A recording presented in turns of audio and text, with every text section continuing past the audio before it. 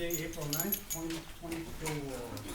Copy of the Open Meetings Act is posted on the back wall of the council chambers. And roll call, Tyler. Rainey. Here. Jody. Here. Meg. Here. Please stand for the pledge of allegiance. Pledge allegiance to the flag of the United States of America and to the republic for which it stands, one nation under God, indivisible, with liberty and justice for all.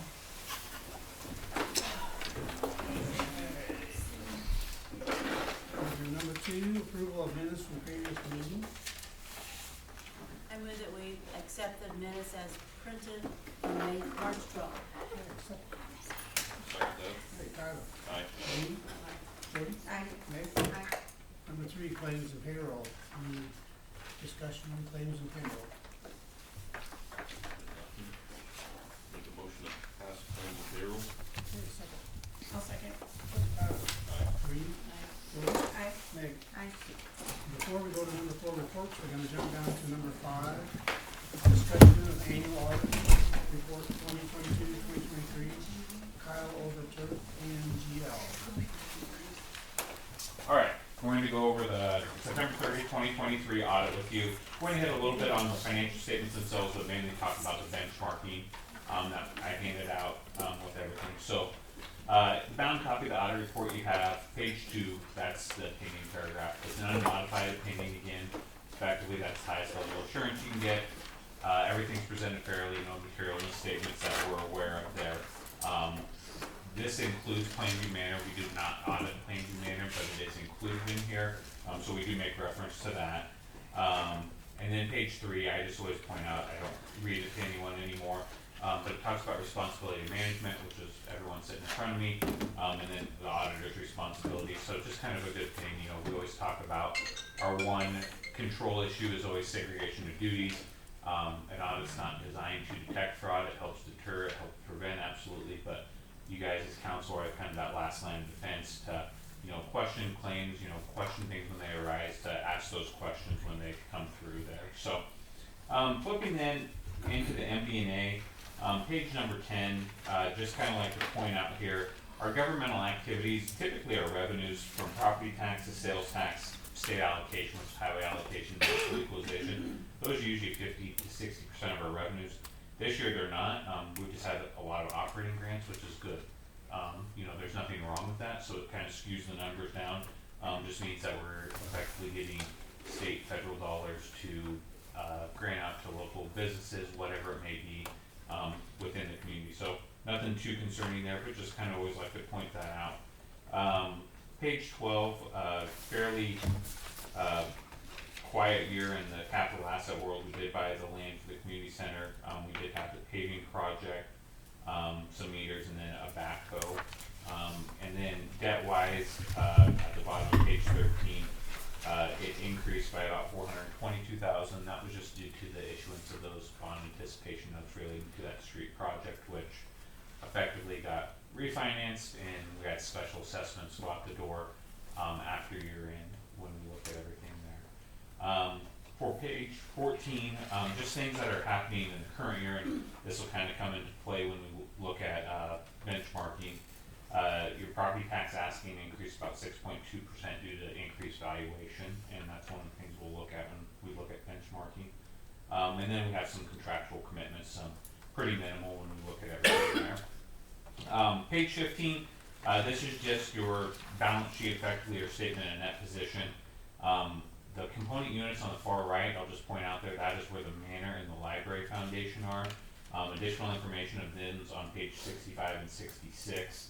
Overall, from the manor standpoint, your facility is doing great.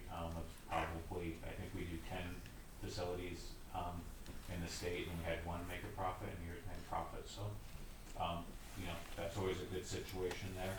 And then on the page 16, just always like to point out there, there's that big minus $1,063,000 number. That's effectively what it takes for the governmental activities of the city to operate. So your streets, your parks, your pools, your police, that's what it takes. And then as we go down below there, we have the property tax, we have our sales tax, we have our state funds coming in, and then transfers from our utilities to come through. So ultimately, at the end of the day, we ended up with a $312,000 increase in those funds. But we just always like to point that out, that those funds are technically not self-sufficient. They have to have, taxes of some kind in order to operate. You can see next to it that $270,000 positive number, that's our business type activity. So those are fee for service type situations there.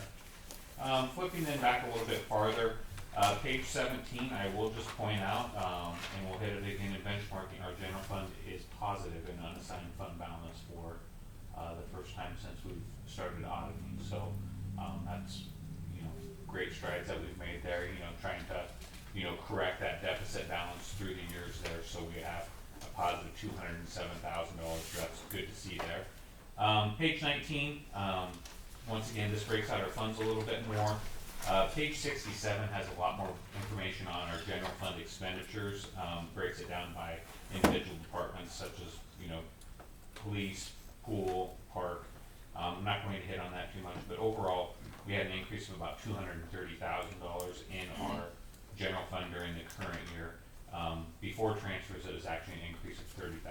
So effectively, that means property taxes, sales tax, everything that's coming in, what we had going out the door was balanced before those transfers in to kind of help shore up that general fund. So that's good to see there. You can see the street fund had an increase of $70,000, was sitting on about $407,000. And then the other governmental funds, there's additional information on them in the back as well on page 63 and 64. That's the sales tax that's restricted for Plainview Manor. There's some federal programs there, housing programs, and then there's some Keno community betterment type things back there. So once again, nothing too big, but just always pointing those out. Page 22 are enterprise funds or business type activities. All of them, with the exception of electric, which is kind of just a lease purchase situation now, showed positive operating incomes. We did have some asset sales in electric, so we ended up being positive before transfers in all the funds there, so nothing too big to point out as well. Flipping then just a little bit farther in the back, into the footnotes, a couple things just to point out. You guys have had a lot of grants, so there are a lot of LB 840 and USDA loans. Those start on page 43, so at the end of the current fiscal year, we have $327,000 of loans that are outstanding within the community, whether it's LB 840, USDA, housing loans. So just always point that out. That's on page 46 is where the totals end up being, but it starts on page 43. And then at the bottom of that page, that's where we can find debt. Nothing, once again, nothing to highlight there. We did just have those bond anticipation notes. And then lastly, just things to point out that we know have happened since year end. We did approve another IRP loan with it for about $100,000. We purchased some stuff for the Plainview Manor with walk-in cooler, and then there's purchase of property in town. The special assessments were probably the biggest thing that happened after year end. Those special assessments that corresponded with the payoff of the bonds and the bond anticipation notes into GO bonds there. And then we had a Dodge Durango. So overall, nothing too big there. Comments and recommendation wise, in one of our letters, really nothing too big to point out. The biggest thing is the sewer variable charges. When it comes to this winter use rates, we're not calculating right, so they weren't calculating correctly on the winter use rates when it came down to it. Very minimal impact on everyone, but effectively just making sure that that gets updated. I think it was a comment last year.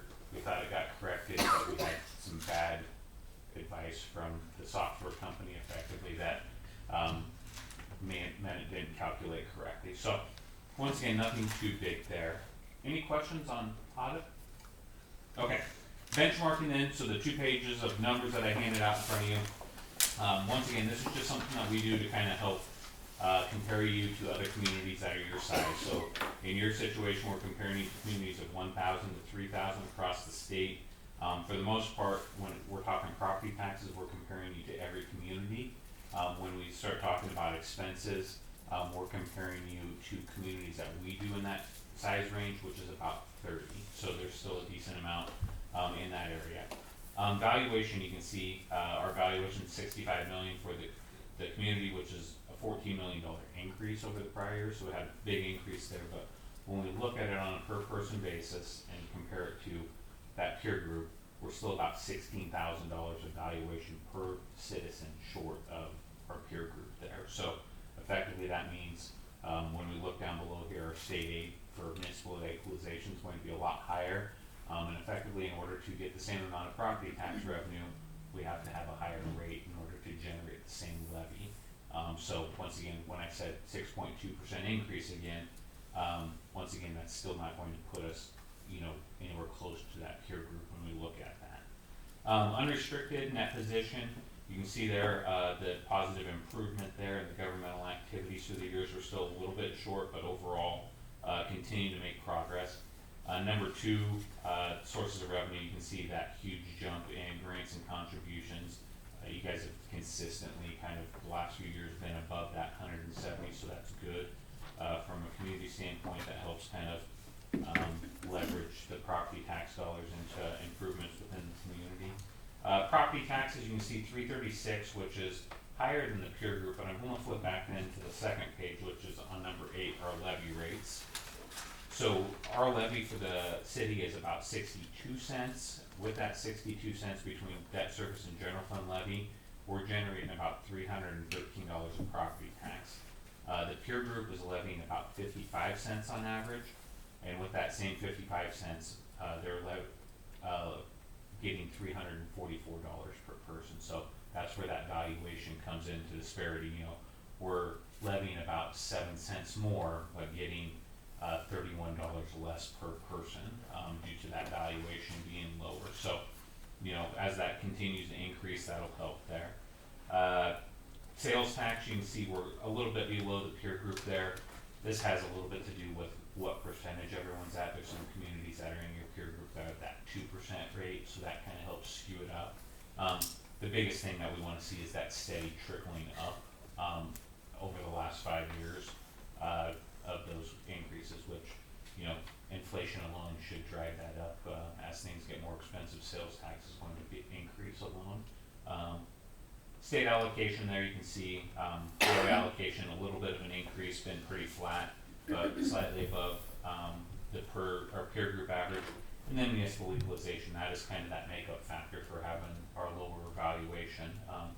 It has continued to increase there, so that does help make up, we're about 55 above the peer group, which helps make up that $31 deficit effectively that we're talking about. Governmental expenses, really nothing too big to point out here. I just always preface this by saying, hey, this is where your peer group spends your dollars. How you guys spend them as a community is completely up to you guys as a community, as a council. Just kind of shows you where they're spending your dollars versus where you're spending your dollars. So really nothing too big to highlight there. You have a couple departments that are a little bit higher, but they've typically been higher. You have a couple departments that have been lower that have typically been lower, but nothing really too big to highlight there. At the bottom of this page, unassigned fund balance, we'll hit on it a little bit more, but you can see that positive number there. So our recommendation is usually about 30% or about 3 months. You guys are just short of that, so in really, good shape from where we were coming from. Street cash reserve on the second page, we have about 13.2 months. You guys have been typically above that 12-month average. We will have, I know, a spend down of a little bit that in the current year, depending on how many special assessments come in, of those new special assessments there. Number 9, this is really just it doesn't mean anything's going wrong, but it just kind of makes it known that, hey, we might have some capital asset replacements, especially in the business type side of things, so water, sewer. And I think that's probably a known factor that's probably coming down the pipeline. Once we get dipping down below that 35%, that's usually when we need some major infrastructure improvements there. Operating income, really overall nothing too big. The electric fund's kind of a set factor and changed a little bit just due to some allocations and how everything kind of flowed through there. But when we look at the other funds, pretty strong. Sanitation's probably the only one that kind of had a little bit of a dip there, and it's monitored, but still well above the 10% range there. And then at the very bottom, just operating cash reserves, you know, kind of what our recommendations would be versus what we have. And so, as we said, the general fund has about 207,000 unassigned cash on hand. Our recommendation would be about 370, so a little bit short of that. And then there's some replacement needs in the general fund and departments of the general fund, likely coming in the near future. So, you know, while we created that positive there, still some, you know, cash reserve needs to potentially have in place there. And with that being said, down below in the business type, operating cash reserves were in good shape. When it comes to that replacement, that's where we're going to be a little bit short. So we're about $1 million short of projected need there. Obviously, state grants, things like that, you know, principal forgiveness on loans is going to immensely help that need out that are still hanging out there. But those are just kind of some guidelines and, you know, recommendations of where we're at. You know, we've made good strides, I think, over the past 4 or 5 years to crack that deficit. So, you know, just to continue on. So, any questions? Actually followed it. Yeah. Oh, thank you, Jesus. Sounds good. All right, thank you.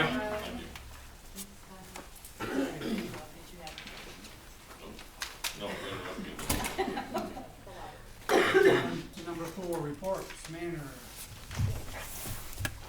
It's prom today, so I didn't dress up for you guys otherwise. I didn't have time to go home and change either. I thought it looked like a poodle skirt. It is, yeah, but we, did have prom today, we kind of, got to use some of the high school junior class, decorations, and we've been having prom for years, we just changed it from an evening to an afternoon event, so we kind of worked with them, and we thank the junior class for letting us use theirs before they go in the dumpster usually, so.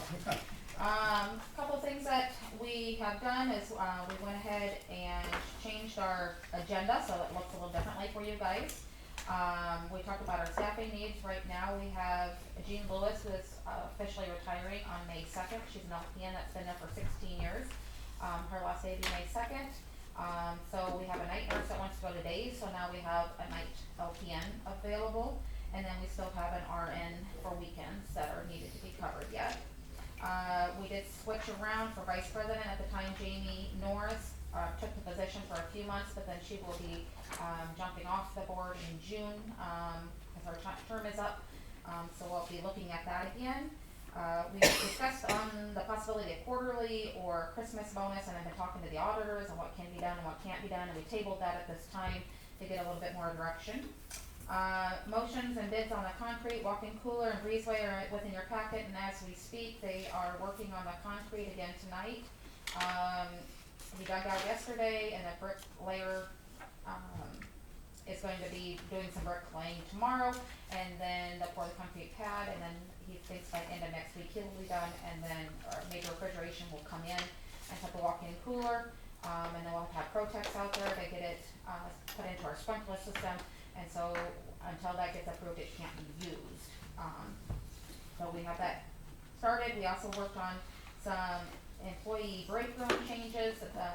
When I first started there, the break room was in the basement, in the freezer room, and we've moved it upstairs and took an assisted living room and made it into a break room, but it's still not a very nice break room for the staff to enjoy. So we made some changes and some bids in there for some new cupboards.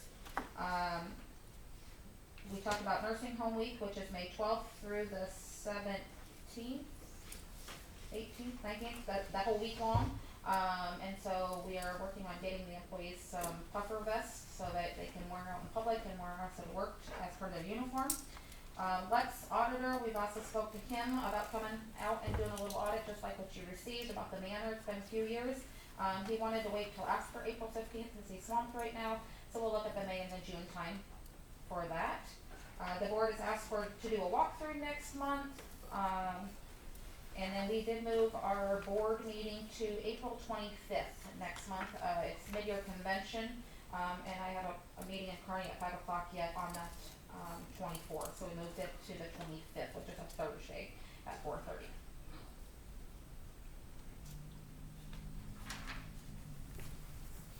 Questions, comments? Thank you. Thanks, Jim.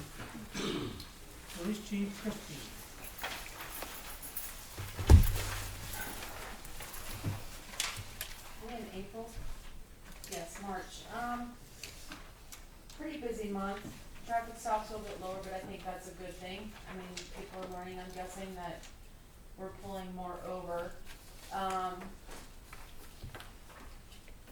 wanna talk to you a little bit about the equipment that we have, still waiting on the in-car cameras.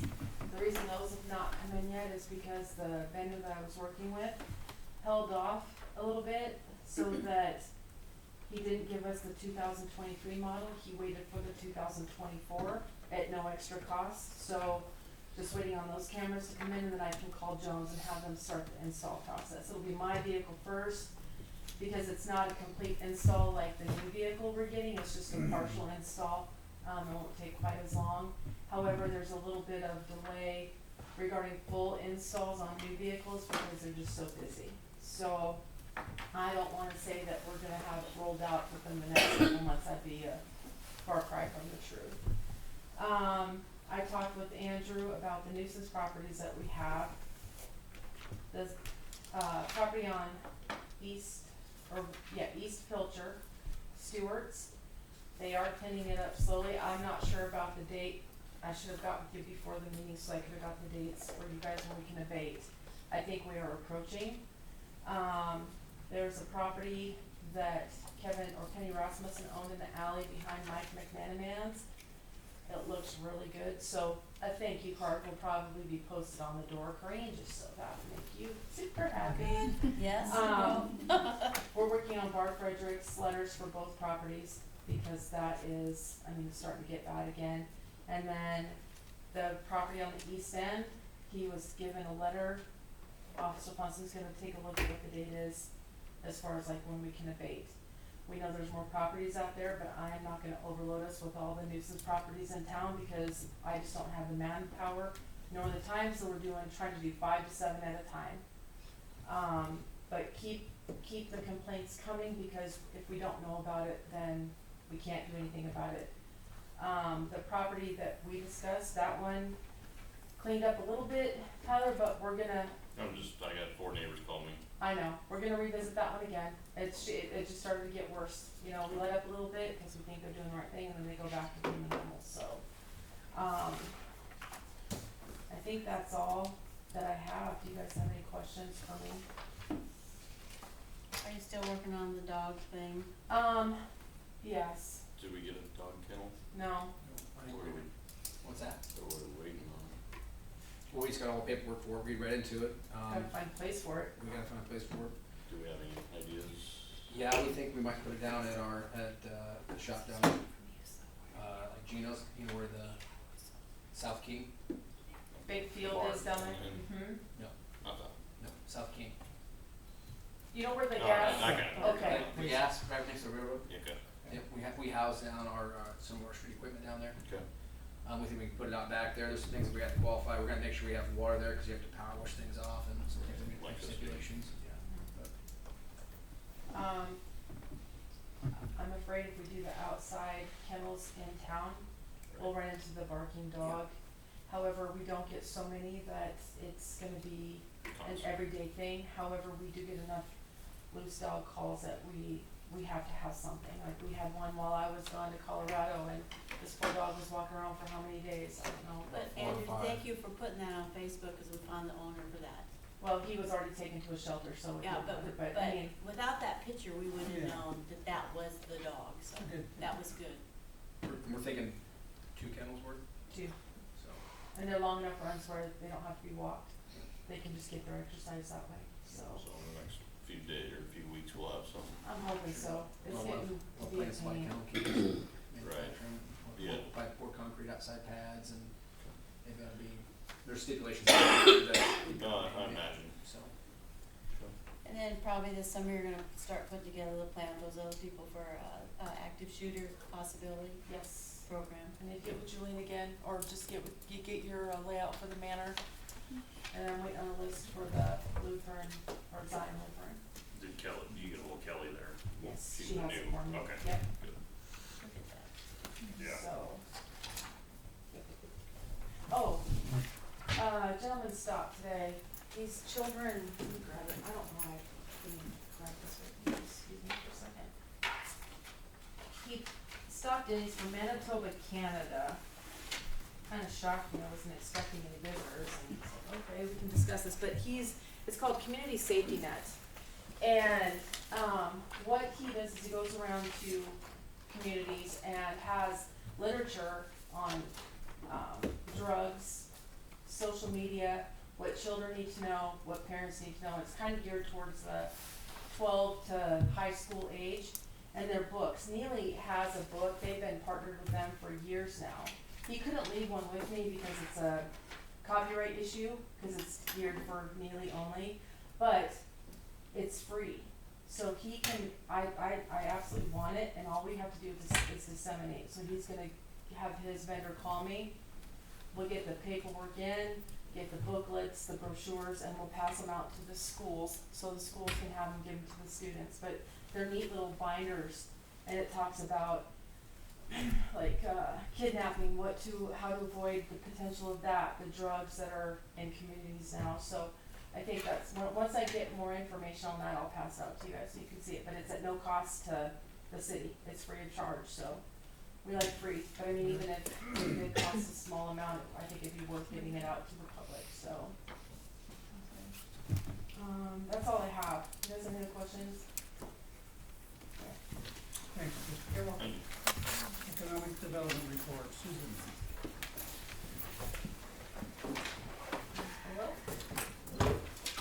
Alright, on our NEHTF grant project, we did find out today that the site had been reviewed by the state and it did pass all of the requirements, so that will be the site if we do get grant funding for that project. I will save the rest of this grant for later because I think the match is coming up later on the agenda. Community Capital Partners, Mark is gonna come up and visit with me, Jeremy. Jeremy wanted to sit down and talk with him about kind of the timeline of the housing project they're envisioning with the rural TIF. Jeremy's got some plans, I think, where we can maybe maximize the use of TIF with, some other infrastructure projects he has in mind. So if we can, marry these two things together, that would be really good. Mark is out of town this week, so that'll be next week. The light and, some standard study, so that has started with 5 roll. We have submitted all of the infill lots and then large swaths of raw land, for future development.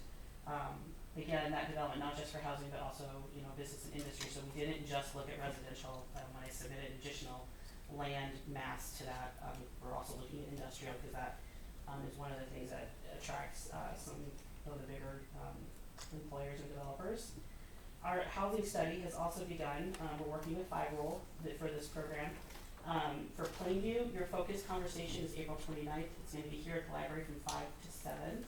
PCD will provide a light meal, so the city council, you're welcome to attend, we'd like your input, cause that's we're not doing the huge community engagement that you have seen in the past where we do the big community wood surveys.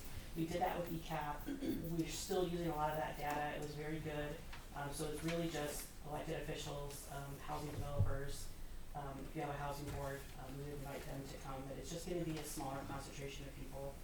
What time is that? 5 to 7 here at the library. On the childcare, so the economic impact study for the childcare building, which is separate from the community building, will be ready. I have it mostly done. I am going to Lincoln on Thursday to meet with First Children's Finance. They have an expert coming in, and we're gonna be looking at the specific budget that I've been working with for that project. So looking at all the economic factors and then salaries, projected revenues, and kind of cleaning that up. And then Friday's really busy for me, so I'm gonna work on that over the weekend and hopefully have that to you by Monday. So it'll just be sent to you in your email inbox. And then Jeremy and I will probably sit down and discuss next steps before we kind of roll that out to the community, so.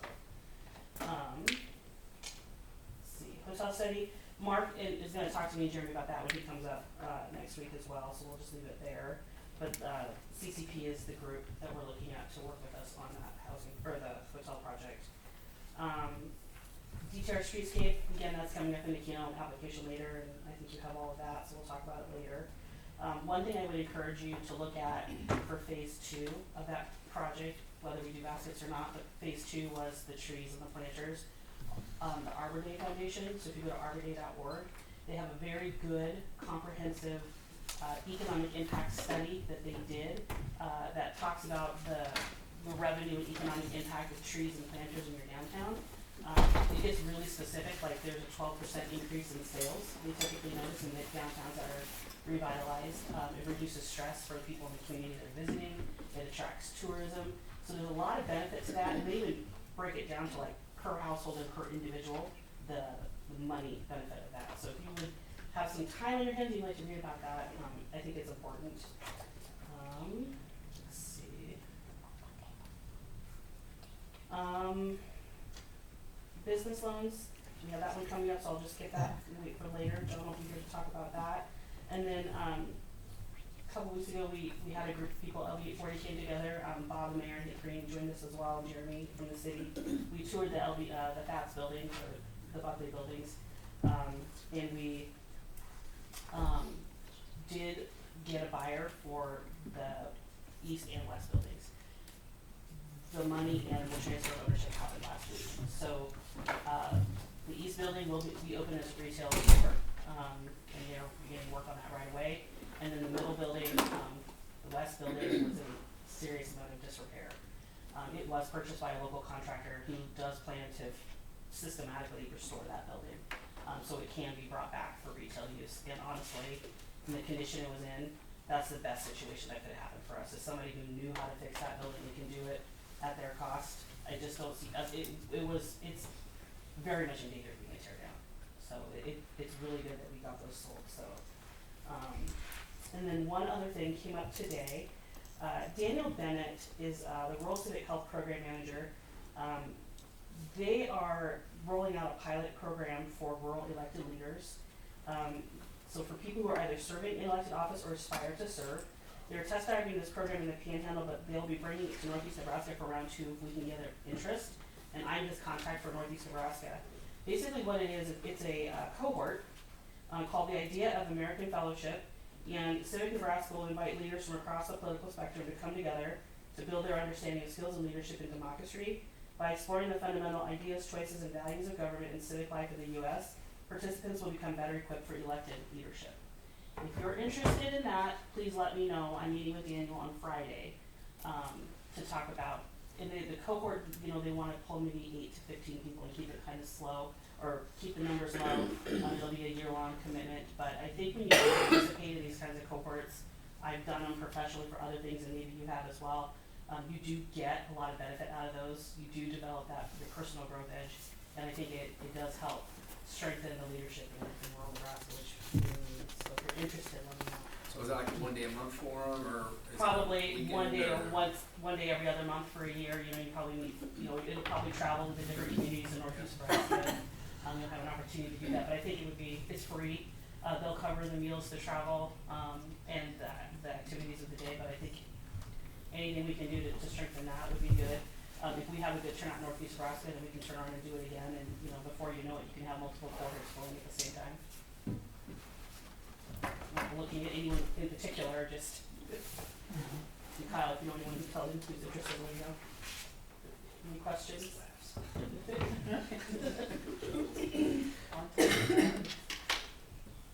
No questions? Okay. Not yet. Not yet? Okay. Okay, at this time, we'll jump down to number 10. Hearing, 7 p.m. zoning change, C1 to R2, 3328-4 Plainview P, second edition, swap lots number 10, 11, and 12. Yeah, I got you, because this just happened last night. Oh, okay. okay. I'm sorry. So the zoning board met last night. Both of them, this was approval. We had a public hearing. I explained about it, and I'm explaining here shortly. Sorry, I should have said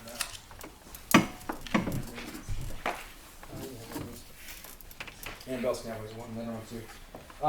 So open public hearing.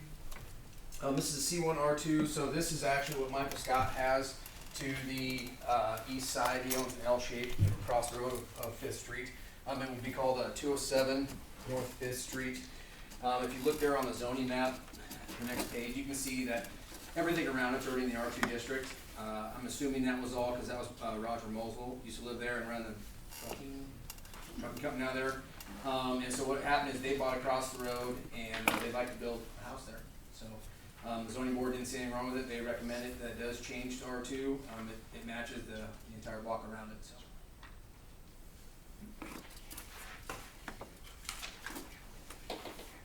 Any questions? Discussion? Nice to hear a new house coming up. See any issues with it? Nope. Why we wouldn't? Yeah. What is it, public?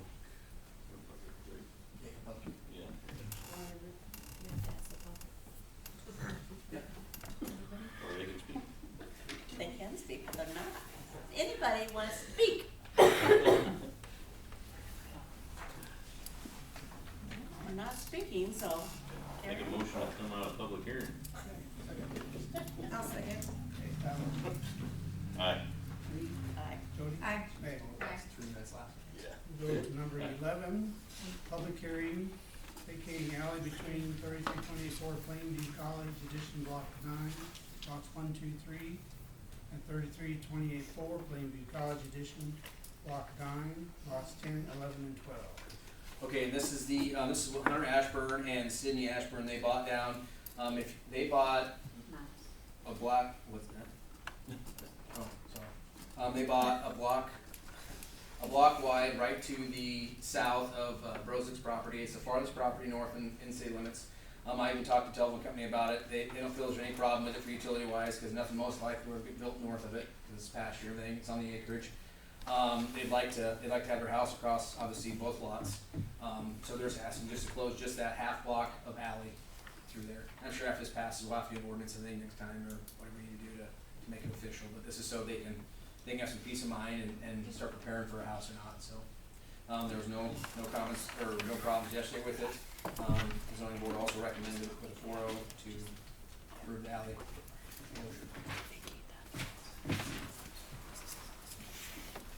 The nice thing by doing that also is they didn't buy the full half block along 4th Street, so there's still another property in between Sousers and them, so there'll be another half of a block, or half a block in there to buy, quarter block. So. Good, that's for sale. It is for sale. Who is Evans? That's who owns it, Annette Evans. Oh, That's- she did buy that then. Yep. Is that, Brunswick, is that their county, right? Yes, yep, But this property is city limits? Yep. Okay. yep, that's the farthest north property there, yep, right across from Just Stack's house. south of Brunswick's, right? Yep. Okay, Yep. thank you. Just making sure, in case we get a 911. Any public comments? Sorry, that was out of turn, that was meant for public, sorry. That's all right. You're good. Come out of public hearing. Second? Second? Tyler? Aye. Reed? Aye. Jody? Aye. Meg? Aye. I think since we just discussed that, we could jump down to number 13. 12 and 13. Yeah, we'll do 13 since we just did that one. Discussion action approval vacating alley between 3324 Plainview College Edition Block 9, lots 1, 2, 3, and 33284 Plainview College Edition Block 9, lots 10, 11, and 12.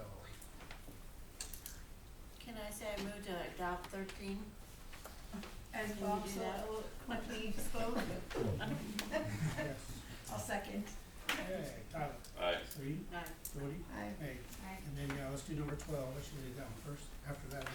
Discussion action approval, zoning change C1 to R2, 3324 Plainview Peds Edition, second edition block 8, lots 10, 11, and 12, which we discussed right before the alley vacating.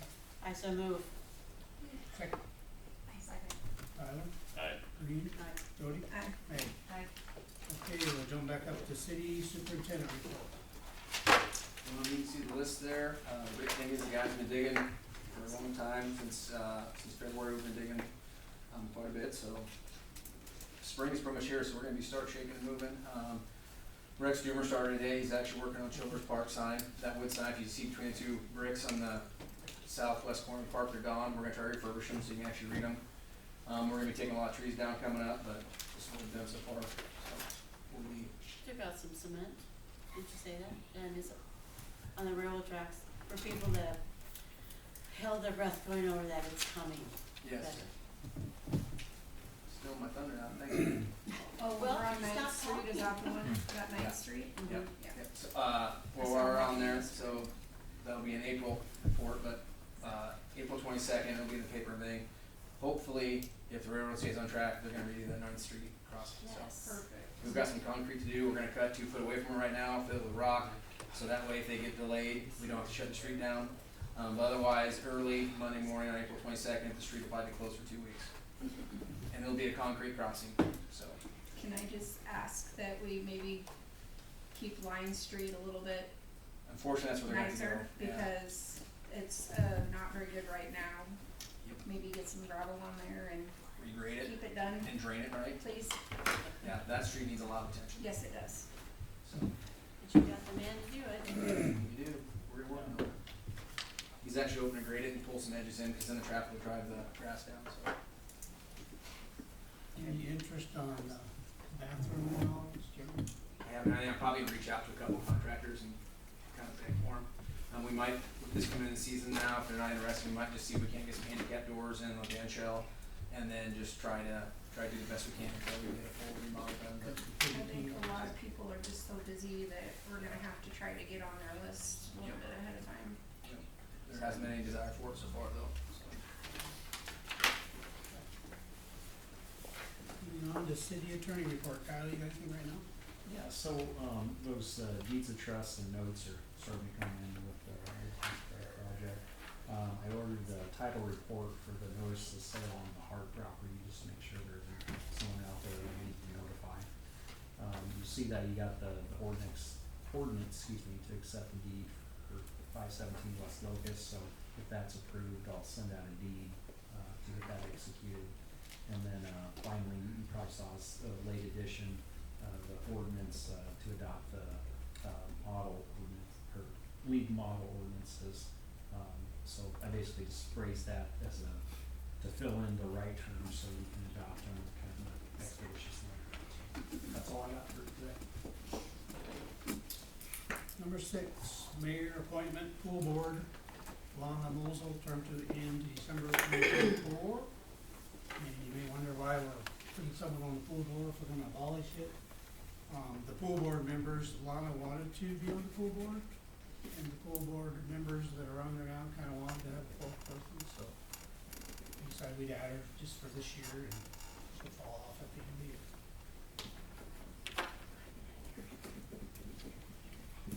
So, Anybody that volunteers for something, It's a just good take idea. that, yes.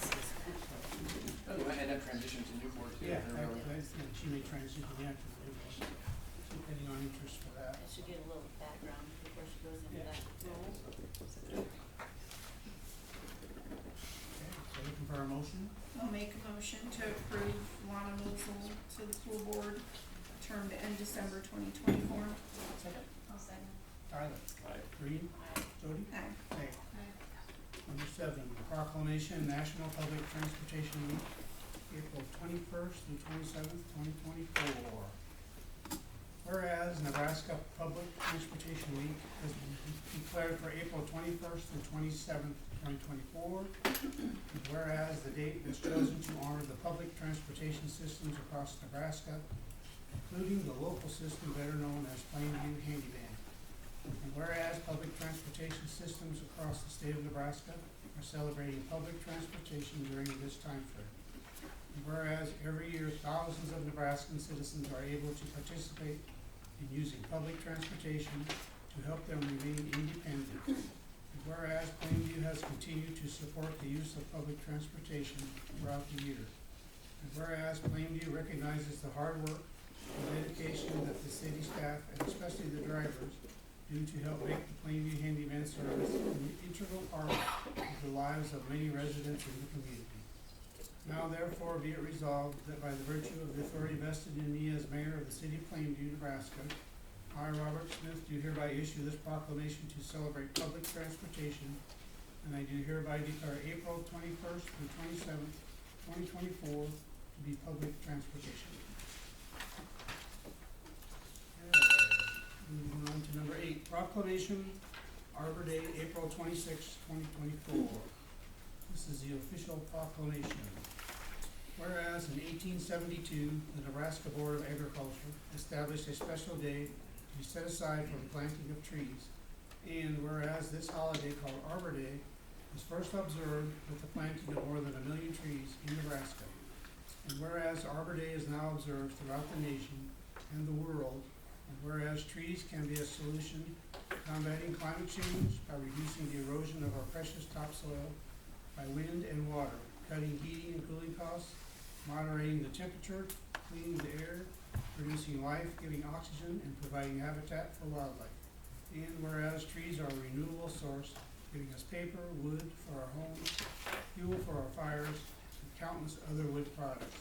And whereas trees in our city increase property values, enhance the economic vitality of business areas, and beautify our community. And whereas trees, wherever they are planted, are a source of joy and spiritual renewal. Now therefore, I, Robert Smith, Mayor of the City of Plainview, do hereby proclaim April 26, 2024 as Arbor Day in the City of Plainview. And I urge all citizens to celebrate Arbor Day and to support efforts to protect our trees and woodlands. And further, I urge all citizens to plant trees to gladden the heart and promote the well-being of this and future generations. Dated this 9th day of April, 2024.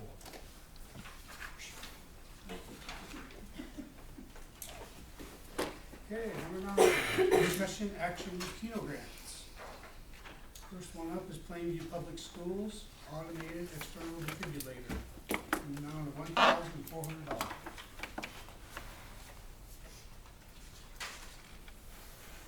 That's you, Jim. Okay, I didn't know if you expected me to talk on behalf of these or not, so.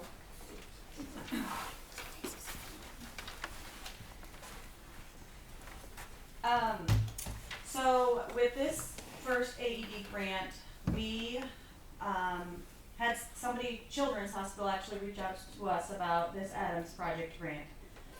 So Beth and myself have done some research and looked into purchasing these remote AEDs, is kind of like what they are. They're portable, I should say, that's the better word, portable AEDs. So Beth and I did the legwork for that grant, and then we talked about how can we make this a community effort, community funded thing, rather than it be Plainview Public Schools. Because essentially, when our 5-year lease is up, all expenses will be absorbed by Plainview Public Schools. So in brainstorming things, we talked to the 6th grade class because they always have a community service project that they do. Several years we have bought AEDs for the school itself that are not portable. 6th graders love the idea. They're like, sure, that would be a great way for us to give back to the community and the school. So then the last part of this whole process was, where can we reach out to get funds to provide the additional AED?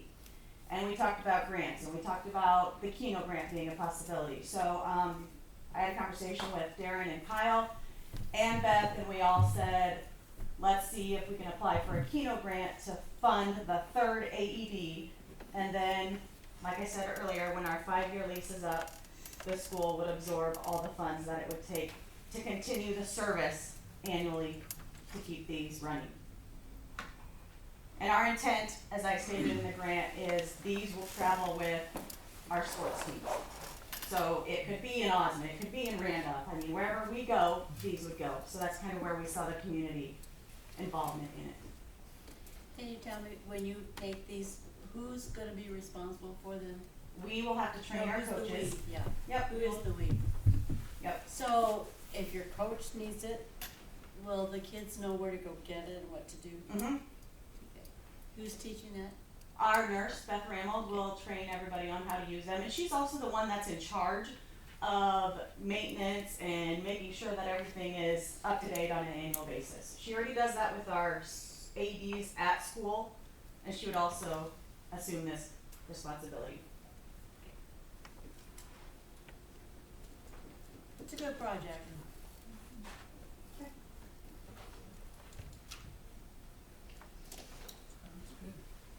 I guess I make a motion to approve the automated external defibrillator grant for $1,400 for Plainview Public Schools. Okay, second. Second. Tyler. Aye. Green. Aye. Jody. Aye. Hey. I, Okay, next one up is Plainview Clown Down Thank you. Museum. Okay, does Jen have another one? I do. Can we just have her while she's up here, please? The Girls on the Run one, I believe. Gonna make her come back. Well, I will Right. do whatever you want me to. Okay, so Girls on the Run is a program that we started last year, for any girls 3rd through 6th grade. And, it costs $125 per girl to participate in this state funded. It's actually a national program, but through the state of Nebraska, it is also supported. And I did it without any extra support, thinking that might be something that is manageable for our families in Plainview. We did have a great turnout, but I thought, how can I help families even more by minimizing the expenses that are associated with this program and hopefully encouraging more girls to participate in the program. In doing so, I started with the ballbackers, and they gave me some funds. They didn't give them all to me, but they gave me some. I'm surprised you got any funds, so good for you. Okay, well, thank you, yes. And so then I went back to the drawing board, okay, where else can I help generate some funds? Because I do not have a running club account. I have started one since this, but I have no funds to work with to help with the expenses for these families. And so I wanted to be able to cover that for the families this year, develop an account that we can build up to help them in the future, because I think the 19 girls that I have involved in this take so much pride in this program that I don't want to say I can't offer it in the future because I don't have the funds. And so when I proposed this grant to you, it was primarily to cover the rest of the expenses associated with the girls that are involved this year. And I will build an account and seek out grants elsewhere in the future. And Andrew could maybe attest to this, because he was kind of part of our club one day last year. He was our chauffeur when we went and ran our 5K. So he has a little bit of involvement in it, whether he knew it or not.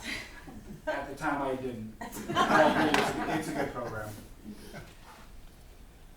I think anytime you can encourage, the sooner you can get them involved in something physical, and it also says in here to help their self-confidence. How does this program do that? I, for one, am not a runner, never have been, never will be. Don't ask me to be confident in running, so how are you gonna tell those girls to do that? Actually, this is more than just running. We spend half of our time for 8 weeks together training to be a runner, but the other half of our time, we spend our time building their self-confidence, empowering these girls to realize that they can do whatever they want. Running is a small component of it, and it is a very intimidating part of it, but there is so much girl power, self-confidence, and encouragement that is taught with this program as well. And that's all stuff that is given to me. You know, like every sports team has equipment. This curriculum is my equipment to help teach these girls the value of their work, essentially. Sounds like a good deal to me. I so move that we give her $1,000 for this project. Second, Second that. Alec, Aye. Green, Jody, Aye. Meg. Aye. Okay, now we'll move Thank you. on. Thank you so much, I appreciate it. Thank you. Going to Plainview Clown Down Museum, ADA ramp and updates to buildings in the amount of $3,000. Julie Newman thought she had to go watch the solar eclipse down in Missouri. Big deal. That was more important than talking to the council about this. Sing we have. Yes, it is. Thank It is. You've done better. So you probably all noticed that we have another building there, but it's too high up for a step. We don't wanna have to deal with that, so we're gonna put in a cement walk that will combine the two and make a better looking appearance in the front of that. We're asking for, how much are we asking for, $1,000? $3,000. Yes, because There's it's, one less thousand. Yeah. well, the whole project cost $5,500, so you're getting by. The interesting part, I mean, cement has gone up, as you all know that. how it is. So it's a 12-foot wheelchair ramp, ADA approved with concrete sidewalk, which is $3,810. Then we're gonna put a vinyl fence in case somebody decides they need to hang on to something, $740. And then we're gonna fill in the bottom around the building foundation, that's $362, and then the labor to do that is $350. Landscaping, Julie wants to do these shrubs. I'm sure the city is not in favor of that, but you have to put some greenery somewhere, and that costs $148. And we have to do a new threshold to the east door because it leaks in there, and that's $90 for a total of $5,500. And so if you can give us $3,000, that'd be great. We are on the passport this year, which according to the Nebraska Passport Program, when we last did it in 2017, it increased our visitors by 1,000, which was amazing, totally amazing. So we're gonna do that again. Hopefully we'll have more people come. Hopefully that will help the whole town of Plainview. So if we can make our Condon Museum, which is right on Highway 20, look more appealing, that should help us too, so. I'll make a motion to approve the, Clowndell Museum ADA ramp and update to buildings, Keno grant. Okay, second. Second. Tyler. Aye. Ernie. Aye. Jody. Aye. Meg. Aye. Okay. Thank you. Next one up is Plainview Public Library intern for summer reading program, amount of $1,000. I will step in and talk about this one again, unless somebody's here for the library, and they're not. So they usually apply for a grant to the state. We've gotten them, we didn't get them last year either, we've gotten them the years beforehand. So this is to help out with extra labor for during the summer term, or their summer reading program. So it's usually well attended. They have, I don't know what the topic is this year, but it's usually well attended by everybody. So. What's that? You might not have a feed yet.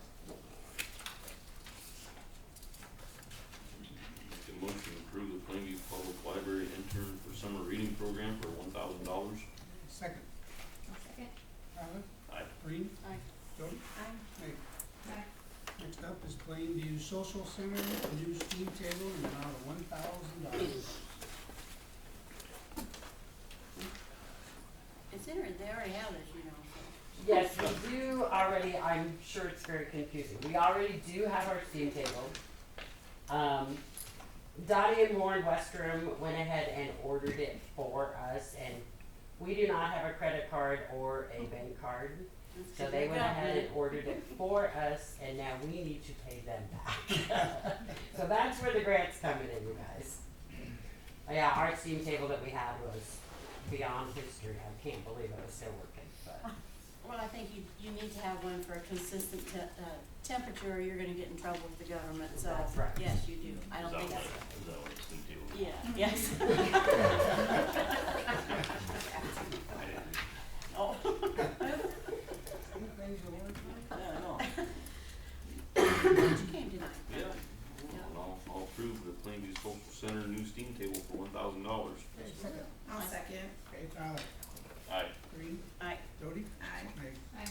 Thank you. Thank you for the Westerns for helping you out on that. Yes, that's for sure. Otherwise, we wouldn't have it. Yep. Okay, it takes us down to City of Plainview, downtown hanging flower baskets, in the amount of $5,000.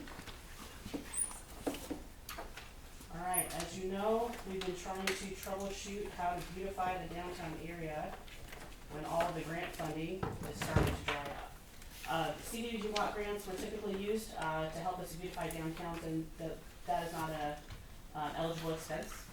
And then the state created creative districts. You had to become a creative district community in order to access more funding. And that program initially started with $250,000. The process of becoming a creative community is very lengthy. We lack some of the key pieces that have to be in place. We don't have an arts council that's actually focused on not music but actual art. And there's a number of other components there as well. And now that that program is 2 years old, the funding has been reduced to less than $10,000. So it's a lot of work for not a lot of gain. So the simplest way that we can enhance the downtown as the buildings are getting fixed and reconditioned is the flower baskets. 10 years ago, 12 years ago, we had a DTR project that installed those downtown lights, which was really nice. They kind of fit the historic nature of downtown. So flower baskets are one way to bring that visual beauty in while we work on other components. Again, for me, this part's phase 1. Phase 2 is actually doing more with the murals, art in the windows, trees, whether they're planters or actually redoing the intersections and some other planters as well. So researched quite a bit about the flower basket programs, how other communities did them. I mean, communities from all across the United States and Canada do have these programs. Downtown beautification committees they have assembled. There's a number of ways they fund them, but the majority of them looks like this sponsorship program. So to give us to leg up on this, we're asking for basically just the cost of the basket and bracket. And there is a sample one, a very lonely looking one hanging on the light pole right outside here, or no, the police station if you want to look at it. But in doing that research, the biggest issue is watering. How are we going to water these? Who's going to maintain them? And what kind of additional stress and maintenance is on the city staff for that? So called around, we're pointed in the direction of this H2O water saving basket. The basket itself holds 2.5 pounds of water. Communities that I talked to in North Dakota and some other places got really innovative. They put crystals inside the soil in like a plastic lantern, which basically is saran wrap. And that reduced their watering down to once every 6 days. North Dakota probably doesn't get as hot as here.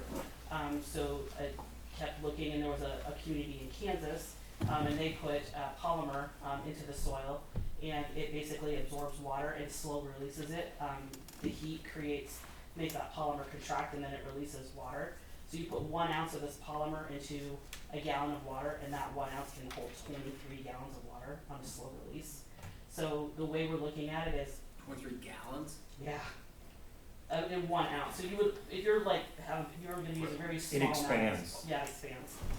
A small amount of this polymer. So, I'm taking 23 gallons and but the light bulb can only handle so much weight. yeah. Mike's trying to lose some light bulbs. 16 pounds of water times 23. I think it dries up as it releases, and I don't think it can be reused. You have to keep adding to it. But with those things in place, we can probably get the watering down to on a regular, typical hot, summer day, 1 day a week, once every 6 days. And if we hit a particular heat wave, maybe we hit 2 days. But it's the best that I can do. I call all around. The baskets are guaranteed for 10 years. They're heavy duty. The supplier, there's 40,000 of them in municipalities across the United States and Canada. They were designed for public spaces. And one of the things he told me is that they have never had to replace a basket in the 10 years, but some of the communities will retire them. And what they found is if you have those like decorative trash cans, like the black ones that kind of have like an open lid, they fit perfectly in that. So what some communities have done is they've taken like trash can lids and they've actually like repurposed those into planters with the old hanging baskets. So $5,000 to start. That's the cost of the bracket, the cost of the basket.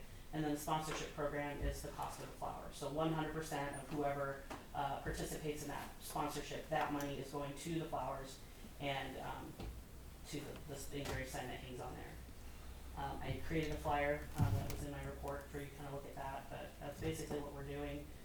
Just trying to find some way to enhance downtown, and there's really not a lot of funding out there right now. 2 questions. Where do the nameplates go? So they can read them, because if they're up in the air, where do the plates go to read? They just hang on that bracket arm. They'll be big enough that you can kind of see Okay. them. And then if you don't get somebody to pay the $200, who pays it to fill the basket, or does the basket not go up? That basket won't go up. Okay. Those are questions that people ask. So. What about the banners that the chamber bought? I talked to Courtney, and I don't recall. I don't know if it was banners were purchased for every other street light. We bought one for every Street light. Yep. So they can still go on. I mean, they can still go on one side, and the baskets can go on the other. But I guess we envision just doing every other light pole with the baskets to start.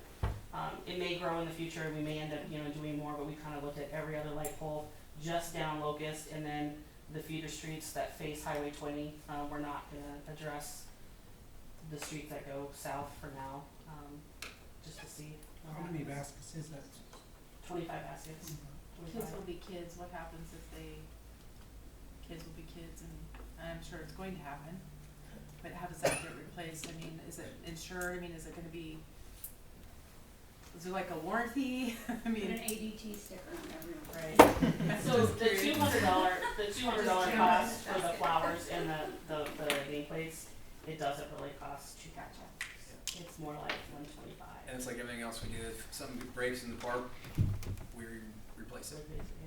So, The basket themselves, if you City, had to replace yeah. the basket is $73. The bracket, I would challenge them to break that bracket. I think it's pretty, you'd be surprised. it's pretty strong. And Bracket's pretty big. it's, I mean, it's higher than we can reach.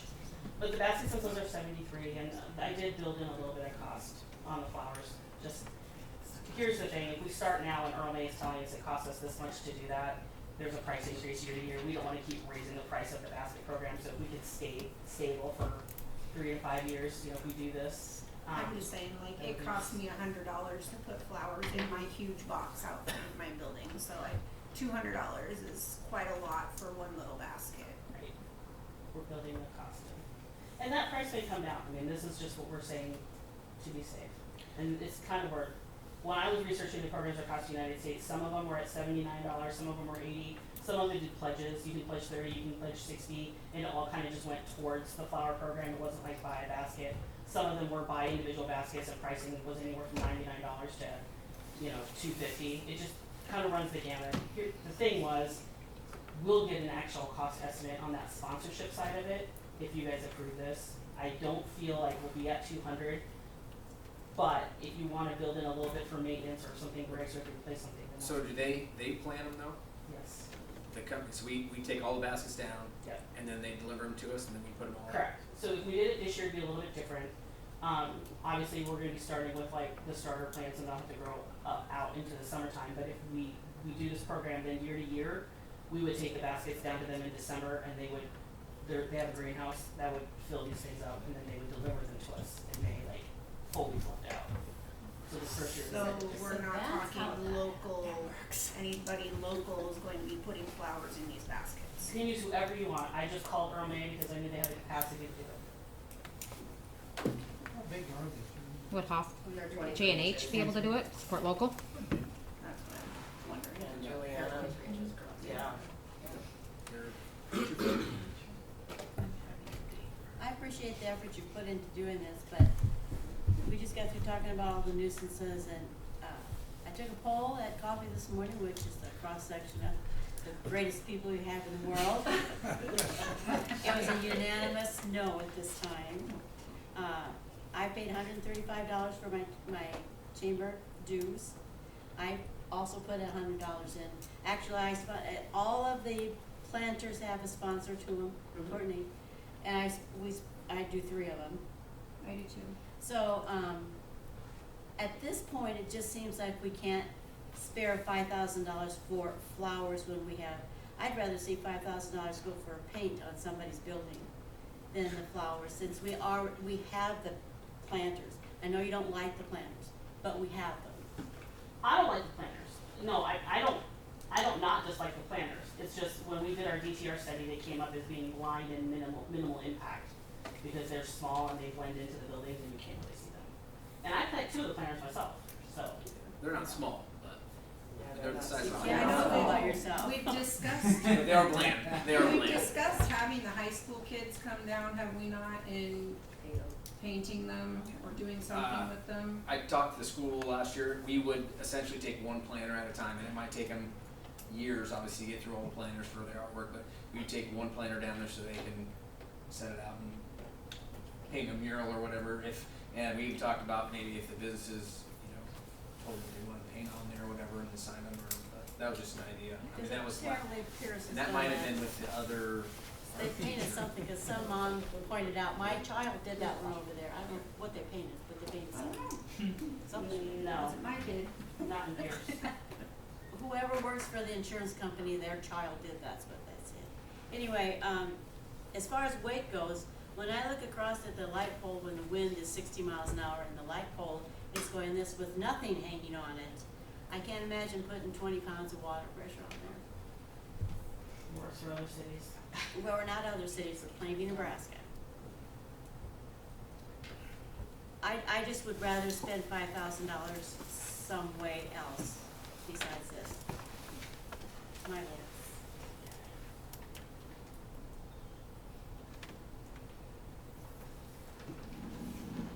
More comments? So, thinking, Well, I'm just looking at the Keno balance. We have the balance here. yeah, After we've approved everything that we've approved already tonight, our balance is down to $15,000. I think we need to save our money for. Are you I thinking you guess want to spend it? You're the one that doesn't wanna Yeah. spend money, what's the matter? well, if you grant I do. Yeah, it's not your money. Exactly. And it keeps on building better and better every time. So go gambling, please. Yes. Shut up. I just Well, think, that's just it. We have one business in town that has Keno. Sherry, are you working on it? Working on it. You would not have a clue. I have had to go through. If I can get an attorney to talk to me, I'm my third attorney that I will be talking with next Monday. Cause I got one that doesn't think it's worth me. I'm Yeah. encouraging you, not mocking you. No, I wanted to explain that anyway, so let's just finish this and then I'll Yeah. comment at the end of comments. I'm all about making the city look nice. I guess I am too, I'm not, I don't know, I'm kind of in the middle, I want, Then I would go far as say, when you give me a piece of paper that you've got all those flower baskets committed, then I'd agree to it on the price. Why spend $5,000 and only have 20 or 15? So Say every- that they'll sponsor it. yeah, every year you're gonna have to have a person commit to it again, right? Mhm. Yeah, and then those nameplates are gonna change, let's just say we get all new, and then you're gonna have to pay the money for new nameplates. The communities that I talked to, most of them, the sponsors are pretty static because they're buying into the beautification of their downtown. They're buying into community pride. So whether it's a local church or a local nonprofit or someone doing a memory of somebody, like they're pretty static. They told me that it's probably the easiest campaign that they do. It's not that difficult. I mean, there's some communities that have 400 to 500 of these baskets. You know, there's big cities out there that do it. My thing is, there is no other option for downtown beautification. So if you don't wanna do this, that's fine, but we're not pursuing anything else, that it is going to be what it is.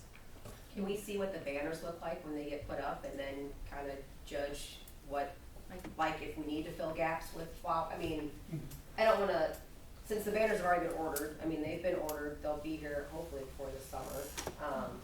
I think it'd be nice to see what the banners look like up and see if you need to add anything else extra to those, you know what I mean? Like, I don't wanna, sometimes you can get too much stuff up too, and then it just looks cluttered. So, you don't wanna over put things on your poles either. I mean, you wanna keep it look nice, but also simple and clean. Oh, I get it. This was just Are we like removing the the smallest, planters? cheapest thing you could do. If we did that, are we removing the planters? No. Still, so, yeah, it would. it I would don't, be I don't think pretty we'll start full. with, we won't start with the banner on every pole anyway. I think No. we wanna, you're gonna wanna keep some of your banners. When we did banners in Burwell, weather tears them apart, shears off the posts.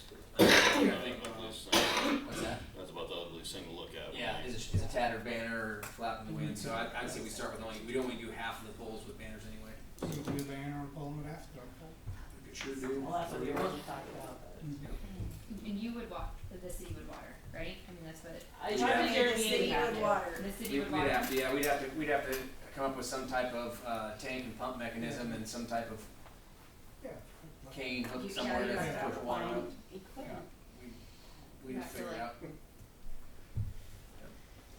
Your alternative, if you know, I looked into fake plants. The problem with fake plants is it's very difficult to find UV resistant ones, and as hot as that area is, because you've got the buildings beating down the concrete and there's no shade, you're gonna be replacing those every single year too. They'll just bleach out. So there really was no good alternative to live plants. If we went with the real, you're saying that we would keep them in, like, they would go to a greenhouse and stay alive all winter. No, Maybe No. They Maybe new ones replant, every they year. plant them in December and keep them in their greenhouse until we put them out. We being the city boys. Correct, not me. Yeah. That's doable. Could That's Clement what keep we're him in obviously his going greenhouse? through the chamber banners. I mean, we What? can all Could go Clement through all put him that in his stuff. greenhouse or anything? That would I suffice? mean, we could also use anyone to plant the flower. If the FFA kids wanted to do it, if, you know, Juliana wanted to do it, I just needed to get like a cost price, and I figured Gourmet would be the most expensive. Are these poles? And that's kind of the mark I had to hit. I'm sure that What is the most expensive thing that this could cost me, and it was Gourmet, so. I don't know. I mean, that's a valid question. No, Yeah. Should we maybe plant flowers, the one that's hanging up, and see how it holds up, maybe during one of these, I'm totally for Let's it. say 40,000 baskets crushed in the United States holding a bouquet could tell us it's probably gonna hold up. Yeah. Do you still have that information from when the city did, is it somewhere in the files? What? About those poles? Any information about them? That was the last time they did a DTR grant, so, yeah, we have to pay for it. So you, But I don't think you can order those poles anymore. no, would you know how sturdy they are? I could probably dig through stuff and find it. Good, you don't have nothing else. I do not know. Audit's done, you're good. I just know that the one across the street for me really sways a lot, and it doesn't have to be 60 miles an hour to start swaying. And maybe it's just that pole. I've not looked at any other ones when it's blowing, because that's the only one I can see out the window. So I may be wrong on that, but that one would not hold up, is what I'm telling you. Put a banner on that one. Then, yes, for sure. Which will catch more wind. So can we just table this until we find out some more information? You can I don't table it, you wanna- can do I whatever you mean- want, you can buy half of them, you can do whatever you so desire to do.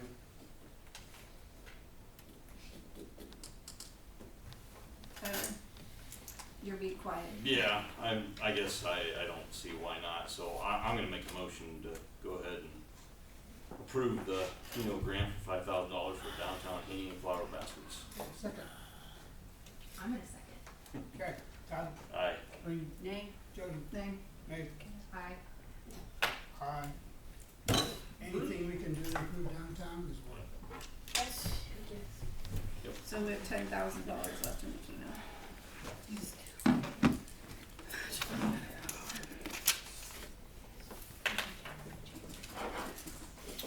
Okay, moving on to number 14, discussion and action approval of LD 840. Board recommendation for IRP loan, Three Brothers Car Wash, amount of $77,000 USDA, amount of $23,000 LD 840 match, 20 years at 4.5% interest. Only So if this you isn't commit that to hard. asking. Only if I commit to This is John Stankowski and his wife, Danielle. We've been working with them for, 6 months. It's been a while. Yeah, it's been a while. You guys previously sold them the land for this, project. I don't know if they've actually seen a design. I don't know if I've seen a design, but John's here to answer your questions. We're looking at an overall $500,000 plus. It's touch over that, but yeah, that's a good round number for it. It's about They, 500. they seen the design when we first looked at selling the property to them, we had a sketch of it and everything. Yeah, I think that was It's changed just a little bit, but nothing nothing drastic. Concept, It's still gonna be an automatic bay on the north side of where we can put it. We still gotta be 15 feet away from the adjacent property, and then on an outside wand on the south side of the building with a cement pad, and basically most of it would be cement, except for north of our building. Be in the middle of the lot. We are the last piece of their financing, so the bank and MENA has already come together and approved everything, so we're the last piece of the puzzle. LB 840 met and they went ahead and pre-approved this, so now it's up for you guys. When's the target date? Actually, they wanted to dig footings here before it snowed the last time. The building's supposed to show up mid-May. He says the second week, but he's like, it's the second week, so it's any time in that week. It'll take them approximately a week and a half, 2 weeks maybe to put up the building.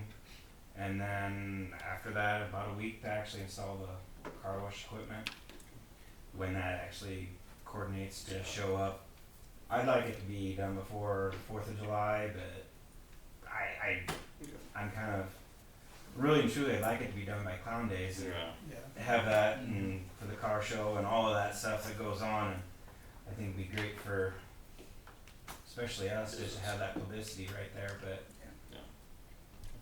I'm optimistic that Middle East, reasonable. It'll be faster than a coffee shop, I can tell you that. it better be. That's a good one. probably gotta be a question. People are super excited, so. Yeah, Oh, yeah. more and more, actually now I'm getting phone calls of people asking me the exact thing. Yeah. When's it gonna be built? I'm tired of driving to Pierce. You can call the city though and ask them about your water service, so we know where to put it at, where I'm here. It's right there in the corner. I thought is where we're coming out, right? Perfect, done. Are you gonna have a dog washing station? No, we're not putting dog wash station in there. Unless you wanna clean out the sewer lines for the city, because I've heard of just nothing but nightmares. The one in Pierce has a lot of problems. Yeah, I talked to Steve, don't A do that. lot. Yeah, I don't wanna deal with it, so, They have a hose at their house, they can. right? If they can keep their dog at home. It's coming full circle. I have no problem with my dogs staying at home. Thank you, so. thank you for that. We appreciate that. It's the kids that are a little bit more of a keeping them in the fence. But they know Can how you to stay explain off the the Three street. Brothers, the title Three Brothers Car Wash? Yeah, I got 3 little boys. Aww, that freaking hits me in the feelers, that's awesome. That's We're coming up with our logo design. They were supposed to get back to us last week with some, but we haven't seen anything yet. I'm kind of getting. I would've thought you'd have them, your 3 little boys draw themselves on there. Well, they are 6, 4, and 2 is kind of hard for them to draw it. Print but on there. Stick people. yeah, it might be better to stick people. It might be interesting. So we're looking for what, a $23,000 LD 840, is that what we're looking for here? No, well, it's Yeah. $77,000 from our IRP, and then, we have to match that with the LB 840 funding. So it'll be, it's usually 77% from the government or the USDA, and then 23% from the city. That's our match. So it's a $100,000 loan total, but Okay. that's where the funding breaks. Okay, I'll make a motion to approve the LB 840 board recommendation for IRP loan 3 Brothers Car Wash. $77,000 coming from the USDA, $23,000 coming from LB 840 match, 20 years, 4.5% interest. Second, I'll second. Aye. Green, Jody? Aye. Hey, Aye. You better get it. Thank you very much. Thank you. I hope you guys get to watch the progress. Oh, I will be, Send it believe to you, me. so you know. Well, thank you. Thank you. thank you, Don. Yep. Number 15, discussion action approval of LD 840 board recommendation for NAHTF housing grant match of $35,000. Okay, so, we've done this before with the MART project, but, NAHTF grants from the state of Nebraska require community collaboration. One of the ways that happens is through match dollars.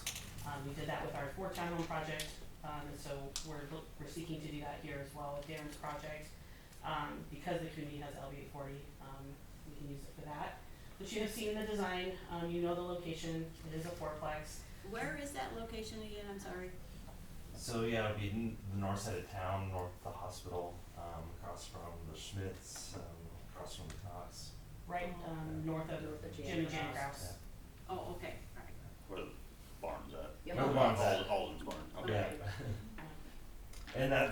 And he's keeping that lot, so, Oh, is it? yeah, so, yeah, Um, at least right now. Yeah. So, just talked to him tonight, he said that's not for sale, so. So we know, one of the biggest things on the application is demonstrated need. We know the community has a need for a new modern, maintenance-free, rental property. When Moretz was under construction, they had a wait list of 28. Darren did a very similar project in the community of Pierce last year as well, and that also had a wait list of over 30. We anticipate that once this becomes public and if it's funded, from the state, that we will have a similar list. There are a number of people looking for homes in this community. You've been approached by some of our local real estate agents, asking about this project and when it's gonna happen, so, we're just looking for that support here from the city tonight to, make that application competitive. The other thing about these housing grant applications is they are extremely competitive. There were 80 applications last year and 11 were funded. The year that Plainview was funded, there was 87 applications and we were one of 10 communities that got it. For Pierce, that again, it was 70-some applications and only 10 or 11 communities funded. The governor this year has elected to remove $40 million from this program, which makes this even harder. So that's tough to compete for these dollars, but we have to try. If awarded, these are what we call the match funds, the $35,000, are the first dollars expended. So the city would find out if they were awarded in sometime between August and November. Contracts would be signed somewhere around January or February. The project would begin then late March or April, depending on the weather, and you could expect to see maybe the first invoices about 30 days after that, and that's when these dollars would be expended. So we're looking at a year from now before we would need this $35,000. If we win, if we're awarded, and if we can beat out 80 some, and there are over 80 communities in lineup again this year. Susan, can you explain to me, with these big numbers of everybody wanting housing, why we have to spend money to do a housing study? Is there a difference? Housing study is different. The state requires housing studies to be 5 to 7 years old, and what your housing study does is it looks at your local landscape, it looks at a growth happening in the community, it looks at need, it addresses all facets of the housing issue in a community.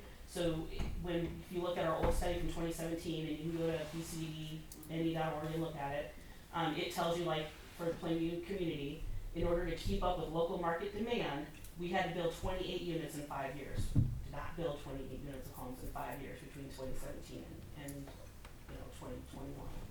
So it tells you what you need for senior housing. It looks at what you need for rentals. It looks at what you need for single family. In the state, in order to qualify for these types of grants, you have to have an updated housing study or you can't even apply. So if we didn't have that if PCD had not done that housing study for the county in 2017, you would not have Moretz townhomes today. So it's a totally separate thing. It just seems like the numbers would tell us, okay, let's build some houses. It does. Yeah. But the state needs you to prove it. No, the government needs to. Oh, that's true.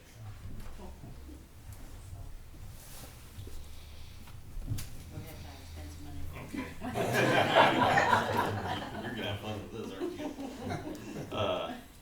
Yeah, I'll make a motion to approve the LB 840 board recommendation for NAHTF housing grant match for $35,000.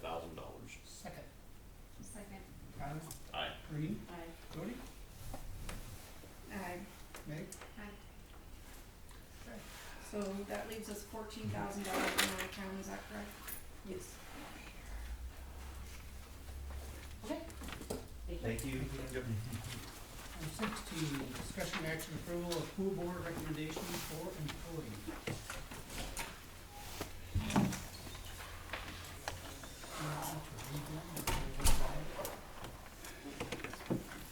Everybody want me to read it? No? Tyler, can I find it? Right here. I do have a question. So are your assistant managers also going to have a pool operator's license as well as your manager? Thank you. That way, we're not running into somebody getting a gajillion hours because they have to be there for the pool to be open. Correct, yep, so we should have 3 people on our normal staff. Bob asked me to get my pool operator permit, I did do that already, in the claims. And then, moving down, if we want to get, Chad, who's gonna be I'm gonna recommend him for our seasonal park help. He said he would he wouldn't get on the stand, but he'll get there, he'll yell at kids, so he said he could get his pool operator permit too if he wanted to. So that way, if you have 3 girls that need a day off Correct, but they should. or something, Yep, luckily, you or Chad could go up there and run the pool. yep, if we wanna do, yep, Chad, yep. Okay. Luckily, most 2 of them are in college, so that should give them a lot of flexibility on Correct. sports and weight lifting and things, but we should be good to go. Chad, who are we talking about? Schumacher. That's who I thought. Yep. Ooh, well, that's nice of him. And are you making the guards guarantee a certain amount of hours? Like, you're not just gonna have somebody to be a lifeguard and work 5 hours for the whole summer, they are gonna have to guarantee you some hours here? That's gonna be at our next school board meeting, the full board meeting about that, so, but I think we should, yeah. Well, yeah, Yeah, for any reimbursement of. right, cause you're reimbursing for all of their Well, yeah. stuff, their uniform, all their stuff, I think they should have to guarantee, you know, a certain amount of hours a week. Yep, we have a meeting, in a couple weeks that we're gonna Okay. finalize all that stuff, so. Okay, I make a motion to approve the pool board recommendations for employees then. Okay, second. I'll second that. Tyler? Aye. Green? Aye. Jody? Aye. Meg? Aye. Number 17, discussion action approval of pool board recommendations for wages. Manager $16, assistant manager $14, Go ahead. returning guards $13, new guards $12. How did we come up with these wages? I believe Megan had called around to, the other communities, and got an idea of what they actually paid theirs, and we were kind of right in the middle, with Osmond being the highest. I think their manager is paid $17, Right. I think, an hour. Pierce's is 15. Yeah. Osmond's really doesn't make much sense, but theirs is $17 an hour for manager. Assistant manager is 14 something an hour. Then they have a lifeguard that knows how to operate the pool chemicals. I'm assuming he's certified. He gets $12.50, and then all the other lifeguards get below minimum wage. So they're spread How out. do you get below minimum They're wage? seasonal. Yeah. seasonal. Yeah. They're not. So like not, I think it was like 9. Has, 11, 11.50, 11.25. They had a sporadic blend. Pierce's was. So like the returning lifeguards, what was their wage, is their wage bumped? Like how much was their wage bumped? The returning lifeguards last year got 12, I think, was it 12? 11.50, so they went $1.50 higher and got bumped up. So. And then our new lifeguards last year were $10.50. So. And then last year our manager made 14. Our assistant managers made 12. 15. Okay. I should have brought that sheet of paper. I didn't bring mine either, I just realized that. I can tell you that my daughter was on the lifeguard and she got paid quite well to drive to Bloomfield because they had the shortage and it paid for her to drive. And I think that's what's happening with the go to Osmond. They're drawing our lifeguarders away because they are paying more. That and they're shorthanded all the time. Yes. I can attest to that.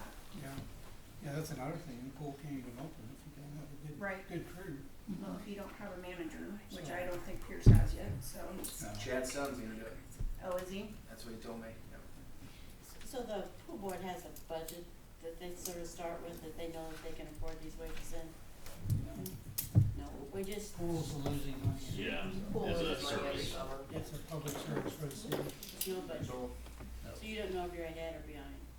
No, I think the budget. Especially with the repairs we're behind. We're If behind. we're ahead, a new one, if you had a new one, we're ahead. We gotta look We're at behind that, on look at repairs. all the money, Tyler, not Oh. just part of it. But How much are we paying our seasonal and park employees? The one you hired last month is $12 an hour, he's making minimum wage. Which can, at any time, you could revisit that, but we just want Okay. $12. Because that's concerning to me. Yeah, if we're gonna come up with this much, yeah. Yeah, we're giving somebody that's doing manual labor $12 an hour and With equipment. we're paying our lifeguards 13. I mean, really. But they have other They also have to qualifications get too, like. I understand. Right, I understand that, but, You know, they're. Human lives. Yeah. oh, I know. To limit people's. My daughter did this for many, many years, and they didn't get reimbursed. These lifeguards get reimbursed, correct? For their, Swimsuit. not for their swimming suits, but they get And they get reimbursed. reimbursed for their certificate. Correct. There's many pools that don't do that. But the hour wage law would require if they checked into it, you have to provide a uniform of some type, according to our wage law. Right, but you don't, Maybe just one. I mean. some pools will provide the uniform, but they don't reimburse for any classes that they have to take. So. I mean, I approve, I'll make the motion to approve the recommended wages, I have no problem with it. But I'd like to revisit the park helps wages We haven't done. That part help Yeah. it. from last week, or last month, Oh. please. That'll do you next month. then on That's the fine. agenda. Thank you. So I make a motion to approve the wages. Second. Second that. Tyler, Aye. Reed, Jody, Aye. Meg. Can I ask how many lifeguards were hired? I mean, just 'cause we talked about shortage of lifeguards and making sure the pool stays open, that's a lot of times last year.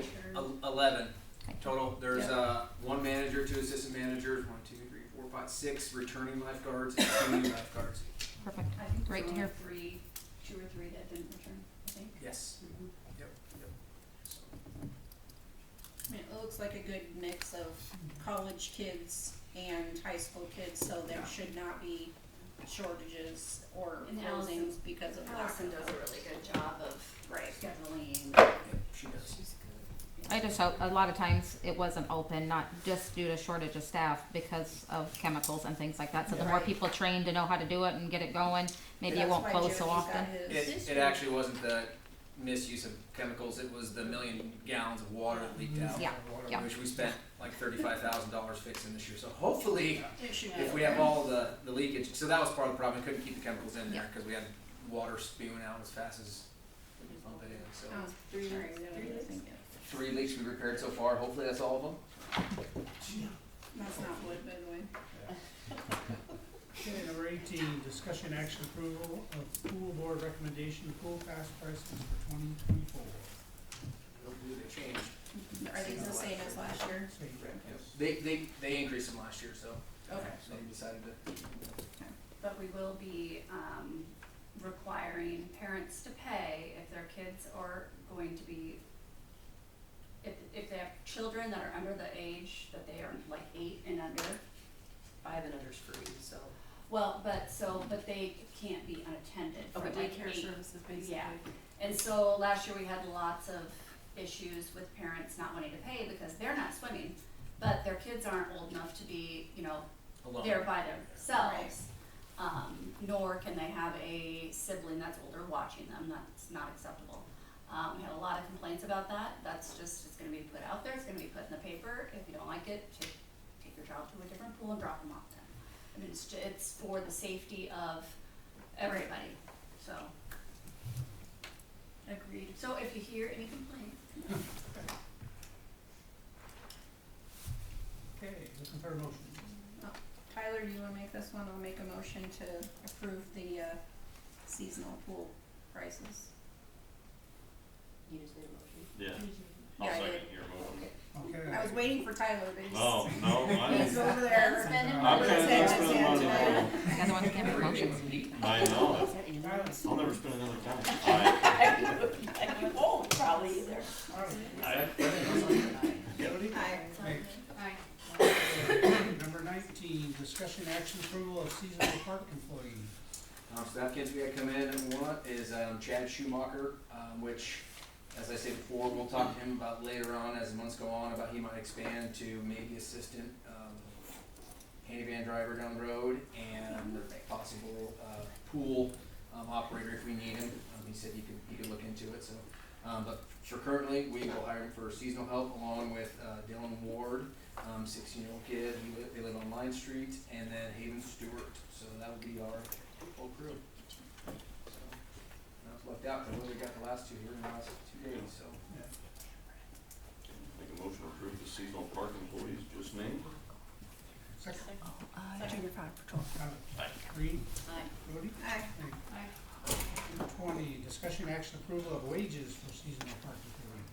I'll leave now up to Jody. What do you think? I'm here to listen. I think 13. Yeah, I would say 13 minimum. Gonna have to put some more money in that glass. It's my turn to spend money, Tyler. 13. And I do So think that's. you're making a motion? I'm making a motion Okay. for 13 an hour for I will seasonal park second employees. Second, okay, Tyler. Aye. Reed. Aye. Jody? Aye. Meg. Aye. Okay, number 21, discussion action approval of possible wage increase for James Oil. This is what I brought on there. James been here about 6 months now. He's doing a fantastic job for us. He essentially became our streets foreman. He is now running, he's going to run the street grader. He's done it he's really the first one since I've been here that really knows how to operate real well. He's learning all the time, doing a good job. He's mechanically savvy, he's pretty knowledgeable. He's really fit well with our crew. He's been working a lot with Kurt, water, sewer, picking it all up. He hasn't got his water sewer license yet, but he's gonna be working on it. Usually the biggest thing is more winter thing. Well, other than January and snow, we've been digging, so we're actually ahead of schedule on curb stops and water things, so probably to our benefit right now that we've been working. I'm gonna recommend 18. I want to recommend him a $3 wage. I think we did get him a good price beforehand, and if we want to be competitive with like Husker Ag and other competitors around, I think we want to keep our good help. So that's You're Your saying recommendation 21? is Yep. 18? You wanna increase him to 21. correct. Okay. Sorry, did I? Yeah, I I missed thought. that. I You were just talking I about it. was, Oh, yeah, you I were get talking real fast and. So you're doing a good job. Sorry. I had it all wrote down, so I'm reading my So stuff here. from 18 to 21. Correct. So when he gets his licenses, are you still planning on doing, normally we do Um, $1 for the licenses, is that So still something not you're not gonna the do? CDL we wouldn't do the license for, but I think if he gets his water and sewer license, I still think moving forward he could do that. Yes. Is that something that's automatic, or do you have to vote on that all the time? We have to vote on that. I talked to Kyle about that. We had that discussion. He said we'd just be better off if we voted every time for any wage increase to the council. Yeah, So I agree with that. That's good. More work for us, why couldn't you clean that up? They look at that for your audit, they make sure all your wages are listed in your meeting minutes, so. Okay, then I'll go with that, you're off the hook. Well, as long as he keeps doing a good job on all the roads like he's been doing and. Yep. He hit you didn't see him today. He hit the North Ones, North Fourth, and North Fourth, North Seventh. And again, he was up north today. He does plan on going, and we do plan on getting gravel before for Line Street. When your other Okay. people on Line Street thinks he's doing okay, he must be, I'm talking about Orrin and. Yeah. What's your effective date then? Oh yeah, effective date. Sorry, Jeremy. April, if you want to. But you know, This week? yeah, there you go.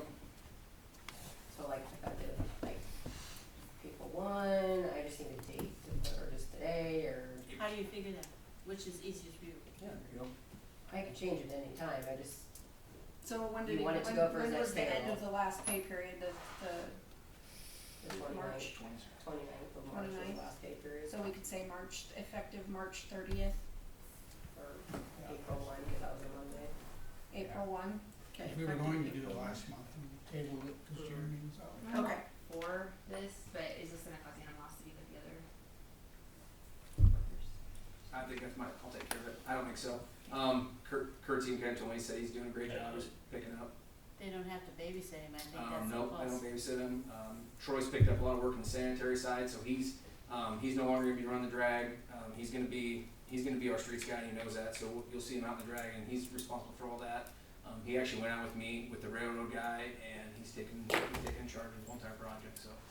I mean, I think he's definitely taken on more responsibility than what we assumed he would to start with, so he's been a good asset for us, so.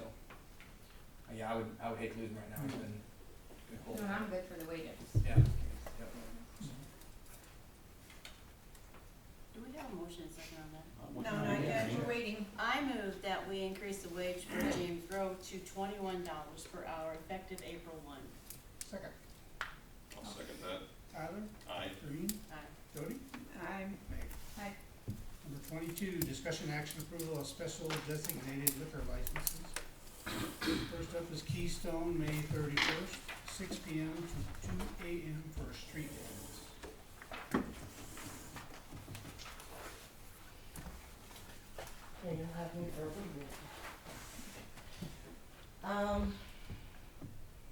I just kind of wanted to do what I've done before on all these. May 31st will be the Friday night, first day of Clown Days, and after the bull ride, I've hired a band, and I would just like to go on the west side of the building from the stop sign to the alley.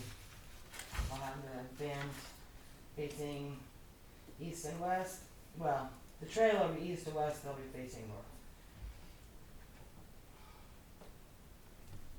Who's the band, Sherry, for Friday? Capital 9. Not that it matters.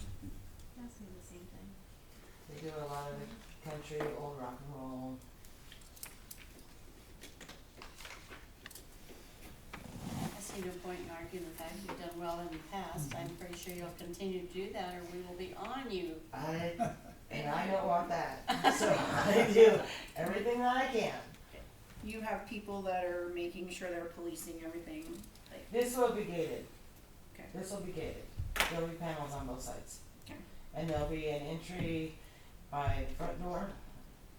And then I'll have, cause you have to have a second exit by the dumpster, right in that area. But we usually set our outside beer cooler like right there. And I have somebody at the gate IDing as people come in. You have to have a bracelet in order to get a beer or alcoholic beverage. Motion approved. Special designated liquor license for May 31st, Second? 6 p.m. to 2 a.m. street ends. Second? Second. Tyler? Aye. Green? Aye. Jody? Aye. Meg?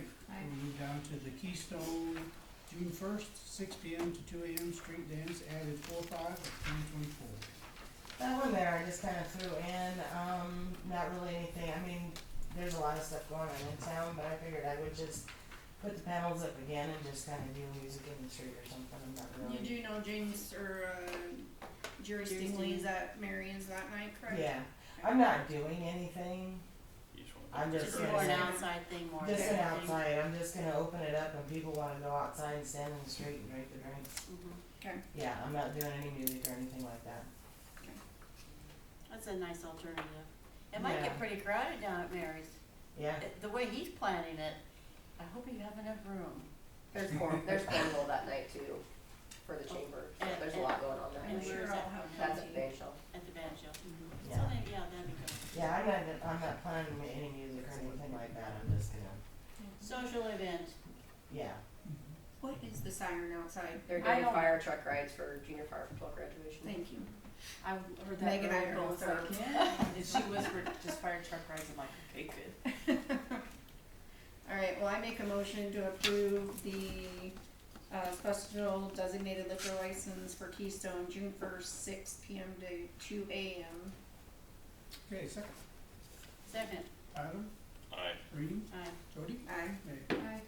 And again, that's weather permitting too. And also Keystone, June 8th, 9 a.m. to 5:30 p.m. for the Highway 20 Hot Rod Car Show. Yep, that'll just be like I've done in the past, wherever the cars are at. Signs will be posted. I'll have my police shirt out there policing the area. There again, wristbands, you have to have one in order to have a beverage. And where did I go till? on that 5:30. one? Till 5:30, yeah, so basically they do the trophies and stuff at 4, so I just kinda do last call for outside at 4. But that gives them some time to, and then I always go and police the area, make sure we clean up in the end. Everything went well last year, didn't it, Christie?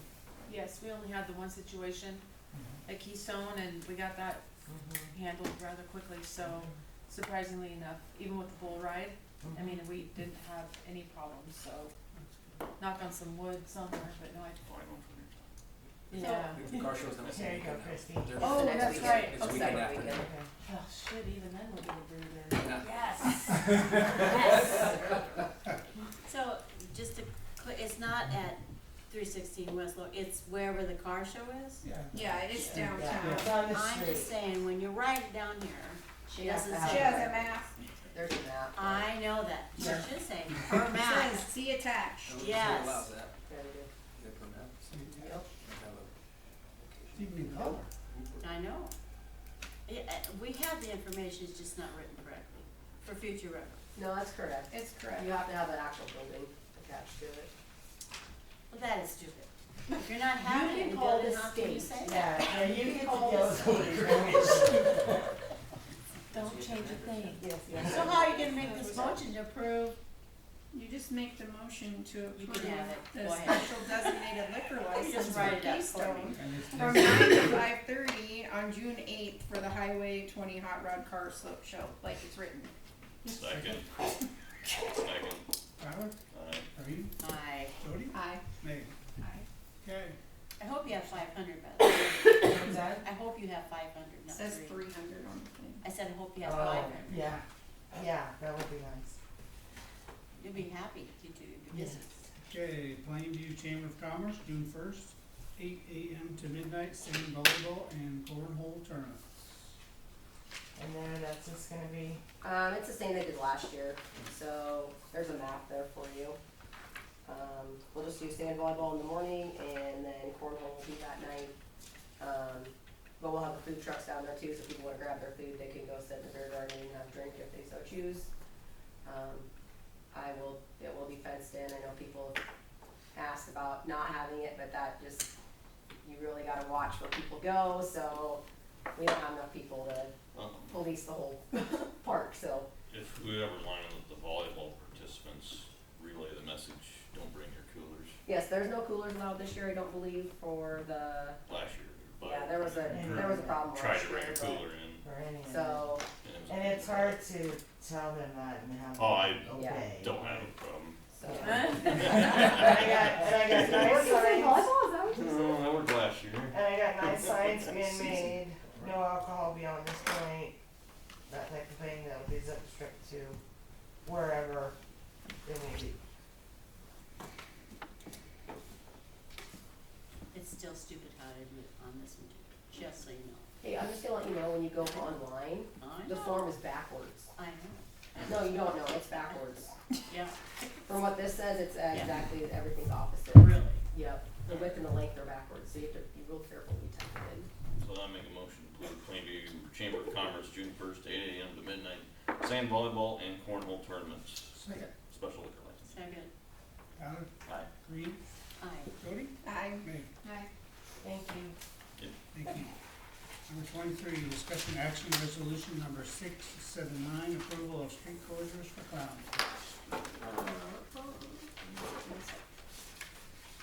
Just closing the street, basically by the band shell, between there and like that's where the food trucks we park, so people aren't driving through there. Just leaves a nice area for people to go walk and get to the food trucks, and people go to the bouncy houses and stuff, they don't have to worry about cars zipping through there, so, and that's where like the fire trucks will be for fire truck rides and stuff, so it just blocks that little chunk off from Main Street to Maple, just that one little block. So, nobody's driveway's blocked, it's not, people can still get through, so, the bounce houses will be in the park again this year, so there won't be a problem with people getting around the school or anything, so. Motion to pass resolution number 679, approving street closure for clown days. Second. Second. Okay, Tyler? Aye. Irene? Jody? Aye. Meg? Number 24, discussion action ordinance number 995, league model ordinances.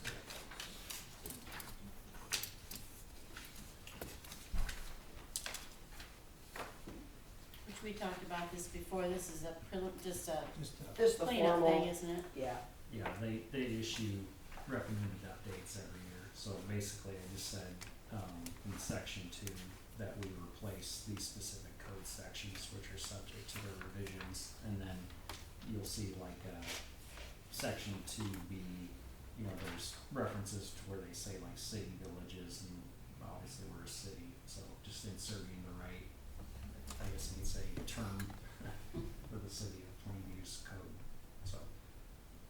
If you adopt this, you'll update all those particular sections. we have to do them anyway, so. Yeah. Yeah. I move to accept ordinance number 995 to update the code of ordinances. One thing I would probably do procedurally is first move to waive the 3 readings and then move to adopt it. I'll do that first. Okay, we're Okay, gonna Tyler, skip you're those 3 readings. I love these. Just wait a second, just wait a Tyler, second. you're saying, Well, I'll make a motion to waive the first 3 readings for ordinance 995. second. Oh, sorry, second. We have a second. I'll second. Okay, Tyler? Aye. Irene? Aye. Jody? Aye. Meg? Aye. Now, we need a motion. Now, I'm really getting tired, so we gotta get going. I move to accept ordinance number 995. Second. Second. You Tyler? can fill in Aye. the words. Green? Aye. Jody? Aye. Meg? Aye. Number 25, discussion action ordinance number 996, accept warranty deed for 517 West Locust Avenue, added 4/5 of 2024. This is the auto parts building. I know you guys all talked about last time, but essentially is they're willing to give it to the city due to the condition that it's in, so we can tear it down. Our goal is currently to utilize DTR funds before May 20th to have it torn down. So if everything works out according to original plan, you would have an empty lot for the city at no cost. By Clown Days. Yeah, it has to be finalized Has to be done by May 20th. 20th from Yeah. DTR, so. Okay. So we gotta have it cleared off. I'm waiting on a third bid. Legally, we have to have 3 bids. I bid out Huffman's, Evan Ashoff, and Wagner out of Pierce. I'm waiting on his bid. I have 2 of them so far. So after this gets approved and everything, and we get the other bid, we can move forward on that. So we have to take the lowest bid, due to the DTR grant. It's all stipulated out there, so. Tyler, what do you think? Yep, make a motion to waive second and third reading for ordinance 996. Second. Second. Tyler? Aye. Green? Aye. Jody? Aye. Meg? Aye. I'll make a motion to pass ordinance 996. Okay, second. Second. Tyler? Aye. Green? Aye. Jody? Aye. Meg? Aye. Number 26, discussion action resolution number 680, approved leases for lagoon and transfer station, added 4/5 of 2024. Make a motion to approve resolution 680. Second. I'll second. Tyler? Aye. Green? Aye. Jody? Aye. Meg? Got half in there. Number 27, discussion action possible appointment of a special prosecutor for ordinance violations. I haven't been able to make any progress. I told Jeremy one day that I called the office 3 separate times, so when the lawyer tries calling you 3 times, I'm trying to find you. That's shocking. Kyle, I've got 2.5 years working on him, so good luck with this. That's shocking. The good news is though, sorry, say your thunder. No, I was just gonna say, I talked to Ted, and I was like, dude, you've already got all my cases anyway, so add a couple more. He's like, I still have to talk to the wife, so that's where I'm at with them. I mean, I don't know what- Is there anything at our level that we can do? I mean, we elected him, right? That's it. Well, he doesn't have to accept this, so. No. Yeah. Okay, He's the county. that's what I'm wondering. Okay, Yeah, thank I you. mean, I thought he would have to. I'm working too, Kyle, trust me, we're in this together, cause I'm like, there's only a couple He's cases. an elected official, so he doesn't have a boss, except the people. 'Cause we've talked to the commissioners and Okay. Yeah, I know you've done some menacing work. Jeremy's got a lot. Excuse me, I'll leave that on the agenda, Kyle, and maybe next month we'll have better luck, or? We'll keep it on. Okay, Just be a standing. standing agenda. Standing on the Table, topic. table. Somebody send him the agenda every time too. I Yeah. will do that. Yeah. Yeah, I know, but It'd make us feel better. it would. Can we just invite him to the city council meeting and then just? There you go. Good luck with that. Yep, sure did. That must have been our toast. Okay, so that is. Yeah, you were tabled. sleeping. You voted yes. Number 28, council comments. Any council comments? Number 29, any public comment? Anything from the public? Yeah, one. So I have a business owner, who would like to start looking into the option of selling, retail liquor, not packaged liquor store, but like, wines and other products like made in Nebraska. Do they have to get a liquor license, but does that have to get passed by the city council as well? Cause we're trying to figure out timeline. Okay, I'm pretty sure. I'd have to look at the, liquor commission, but I'm pretty sure you do. okay. Yeah. And then is that for like just like year to year? Okay, They can go on the liquor commission website and it has all the regulations on what you need, depending on what you wanna do.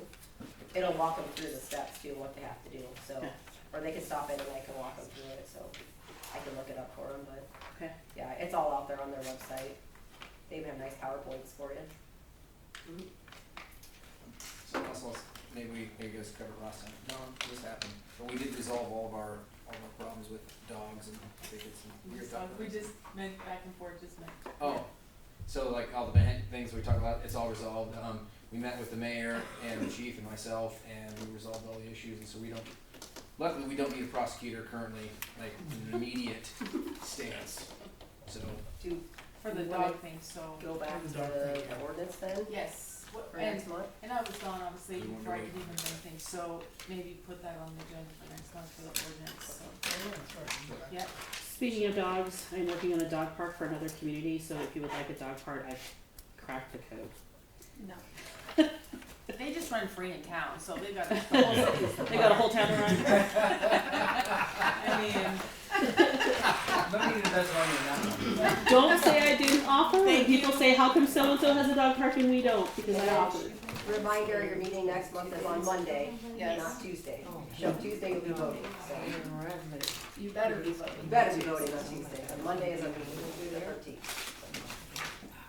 Hey, most to adjourn. I assume. Second. Travis, Alright. Aye. Jody, Lenny.